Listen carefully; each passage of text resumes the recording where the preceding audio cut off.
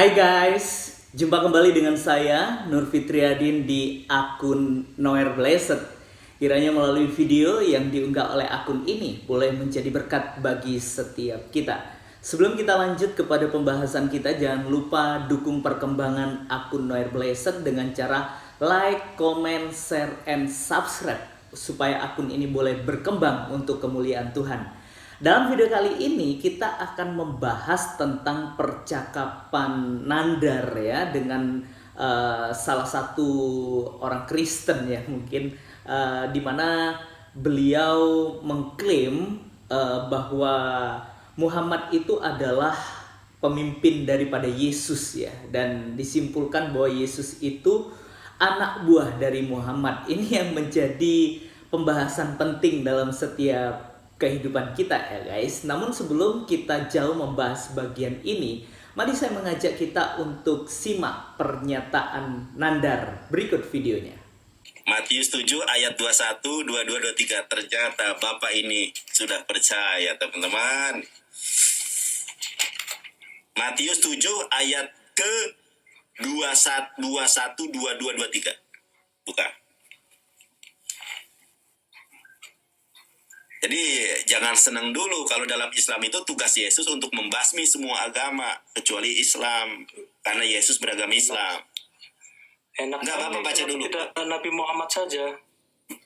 Iya, karena Nabi Muhammad itu pemimpin. Kalau pemimpin nggak boleh turun langsung, Pak. Di dalam sebuah hadis dikatakan begini, kenapa bukan Nabi Muhammad? Karena Nabi Muhammad pemimpin daripada Yesus. Yesus itu anak buah Nabi Muhammad. Ada di dalam hadisnya, Ana Syaidul Anbiya wal Mursalin. Aku ini adalah pemimpin para nabi dan pemimpin para rasul. Saya punya jabatan tinggi sebagai presiden, misalkan, saya nyuruh menteri-menteri saya, di situ ada bencana, tolong. Menteri Kesehatan, tolong turun tangan. Bukan saya yang turun, karena saya pemimpin. Nabi Muhammad itu pemimpin daripada Yesus. Itu Nabi Muhammad ada hadisnya. Akulah Sayyidul Anbiya wal Mursalin. Aku adalah pemimpin para nabi dan pemimpin para rasul. Kalau punya anak buah, ngapain dia yang turun, Pak? Itu logikanya. Saya punya anak buah nih. Orang jangankan turun ke jalan, pintu saja dibukain, Pak. Yesus itu anak buah daripada Nabi Muhammad. Anak buah kok bisa dia banyak, Bos. Anak buah kok mujizatnya banyak daripada pimpinannya. Banyak. Harusnya kan banyak Nabi Muhammad. Sebentar. Dong. Oke, sekarang saya tanya, mujizat Yesus ada berapa? Ayo, Pak. Ya, Pak. Satu. Toh. Ya ada berapa? Kalau banyak ada berapa? Satu. Membangkitkan orang yang mati. Menyembuhkan satu, dua. Sakit. Sakit apa? Dua, oke. Menyembuhkan orang yang sakit. Terus? Ya banyak lah pokoknya. Loh, banyak itu ada berapa? Mukjizat Nabi Muhammad. Mukjizat Nabi Muhammad itu ada 1000, Pak. Saya tunjukkan bukunya. Emang nggak bohong. Jadi mukjizat Yesus mah sedikit, Pak.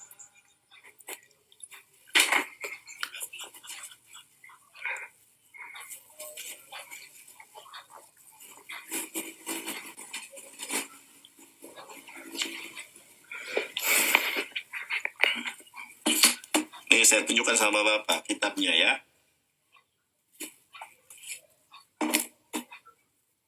Nih, mukjizat Nabi Muhammad itu ada buahnya, Pak. Ada buahnya. Wah, banyak tuh. Nih. Coba sebutkan lebih dari 2. Oke, saya sebutkan. Ya, saya sebutkan kepada Bapak. Iya. Nabi Muhammad itu, ya, saya sebutkan. Yang pertama, yang paling Bapak yang paling kecil dulu atau yang paling hebat? Oke, yang paling ini dulu lah, yang seperti Yesus dulu. Nabi Muhammad itu bisa mengeluarkan air dari jari jemarinya. Satu, ya. Yang kedua, Nabi Muhammad bisa memberi makan 10.000, puluhan ribu orang. Kalau Yesus cuma 5.000. Nah, itu lebih hebat daripada Yesus. Bapak jangan ketawa, ini ada riwayatnya. Terus, yang ketiga, Nabi Muhammad mengembalikan mata yang sudah tertombak dan dia sembuh. Saya setujukan dalilnya. Kita sudah melihat bagaimana pernyataan Nandar ya dalam video yang saya tampilkan dalam kesempatan kali ini. Ada beberapa poin penting yang akan menjadi pembahasan kita ya, yang perlu kita luruskan di dalam iman kita kepada Yesus Kristus. Yang pertama, di mana Nandar ini mengatakan bahwa Matius 7 ayat 21 sampai dengan ayat yang ke-23, di mana tugas Yesus membasmi semua agama kecuali Islam, karena disimpulkan di situ bahwa agama dari Yesus adalah Islam ya guys. Ini menarik menjadi pembahasan kita dalam kesempatan kali ini ya. Lalu yang kedua, dikatakan di situ bahwa Muhammad itu adalah pemimpin Yesus. Dan Yesus itu adalah anak buah dari Muhammad. Ini menurut pernyataan dari Nandar ya. Lalu yang ketiga, mujizat Muhammad itu lebih banyak daripada Yesus ya. Kita akan bahas satu persatu bagian ini supaya kita lebih mengerti dengan jelas apa yang harus kita luruskan ya. Pertama, Matius 7 ayat 21 sampai 23, di situ klaim Nandar yang mengatakan bahwa tugas Yesus membasmi semua agama kecuali Islam. Mari kita buka Matius 7 ayat yang ke-21 sampai dengan ayat 23 ya guys ya.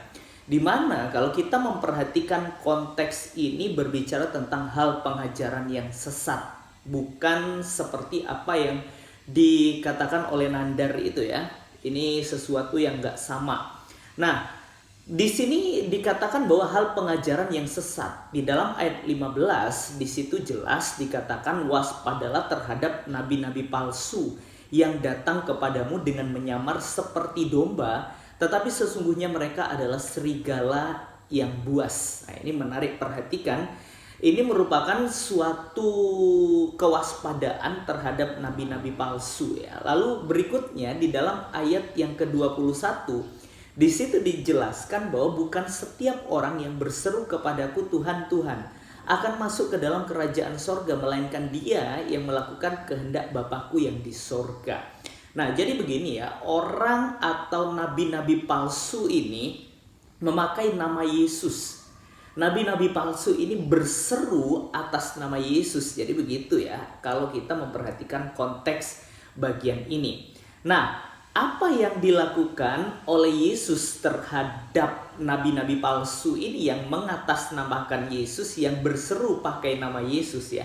Dalam ayat 22 ini sangat jelas, pada hari terakhir banyak orang akan berseru kepadaku, Tuhan, Tuhan, bukankah kami bernubuat demi namamu dan mengusir setan demi namamu dan mengadakan banyak mujizat demi namamu juga?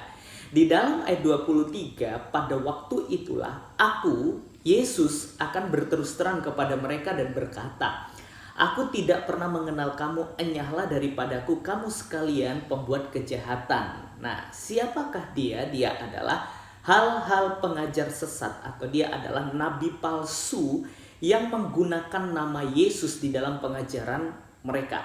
Nah, ini tidak ada bedanya ya sama Nandar ya, yang memakai nama Yesus untuk mengajarkan suatu kesesatan. Ya seperti itulah kira-kira. Ya, lalu berikutnya, ini menarik ya guys ya, dikatakan bahwa Muhammad pemimpin Yesus. Yesus anak buah Muhammad. Saya rasa di dalam Alkitab tidak diajarkan demikian ya. Karena Bapa mengutus Yesus ke dalam dunia ini untuk menyelamatkan manusia dari dosa.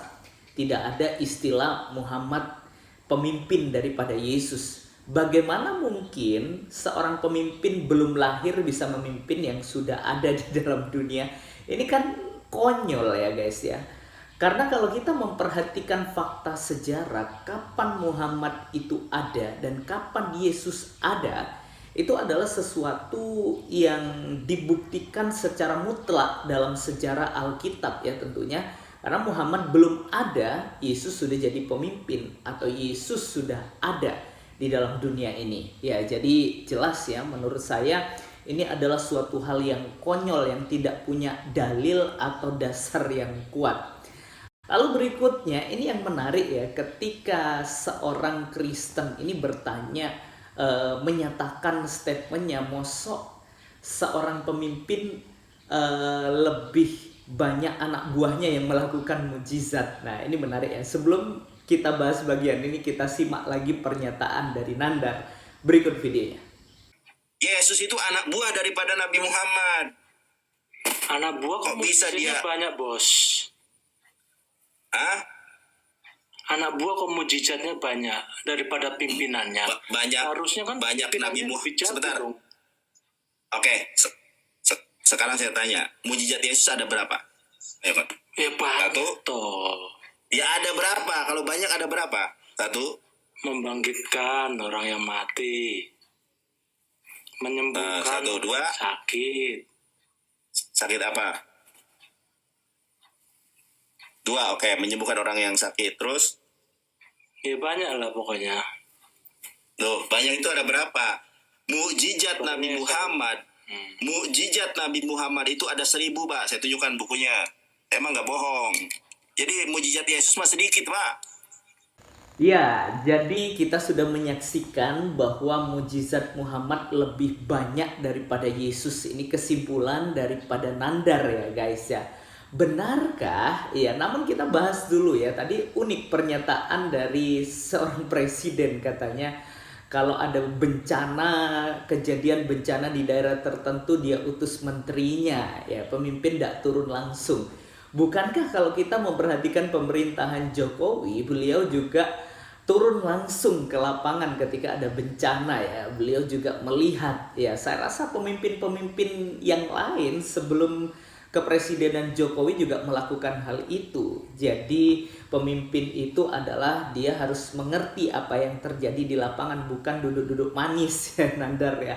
Nah, mari kita perhatikan, menarik ini yang menjadi pembahasan kita. Mujizat Muhammad lebih banyak daripada Yesus, itu menurut versi Nandar.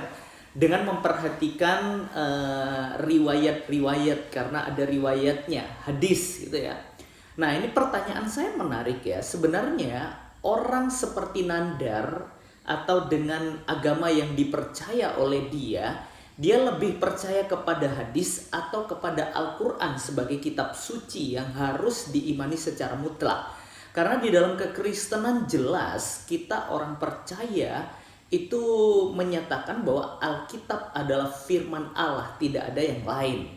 Ya kalau Nandar, kalau saya perhatikan hadis riwayat atau Al-Quran, yang manakah yang wajib untuk diimani atau menjadi pedoman secara mutlak? Mengapa saya katakan demikian? Karena Al-Quran tidak menyatakan sedikit pun ada mujizat dari Nabi Muhammad. Ya, kalau kita memperhatikan salah satu contoh di dalam surah Yunus ayatnya yang ke-20 ya.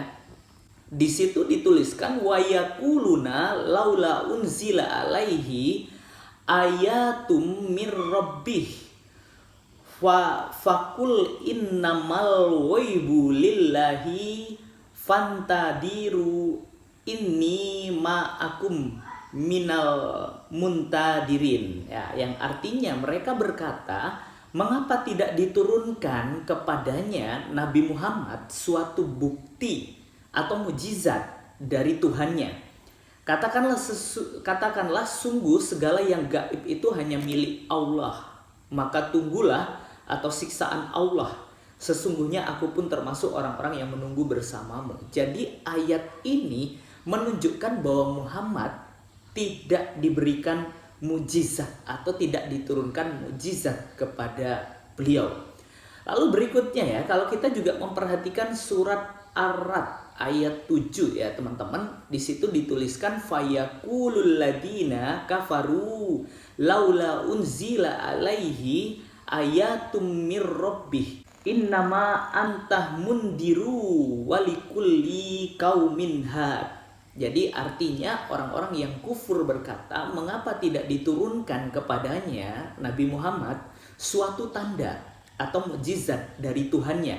Sesungguhnya engkau Nabi Muhammad hanyalah seorang pemberi peringatan, dan bagi setiap kaum ada pemberi petunjuk. Jadi jelas kalau kita memperhatikan bagian ini, sesungguhnya Muhammad tidak sedikit pun diturunkan mukjizat kepadanya. Ya, pertanyaan saya, kalau yang menurut versi Nandar, hadis mengungkapkan ada banyak mukjizat yang dilakukan oleh Muhammad. Pertanyaan saya adalah, kita lebih percaya kepada Al-Quran sebagai kitab suci atau kepada hadis riwayat siapa-siapa gitu ya guys ya. Nah, kalau di dalam Alkitab begitu jelas bagaimana mukjizat Yesus itu tercatat di dalam Alkitab. Kalau kita memperhatikan, setidaknya kita melihat ada mukjizat Yesus mengubah air menjadi anggur ketika peristiwa pernikahan di Kana.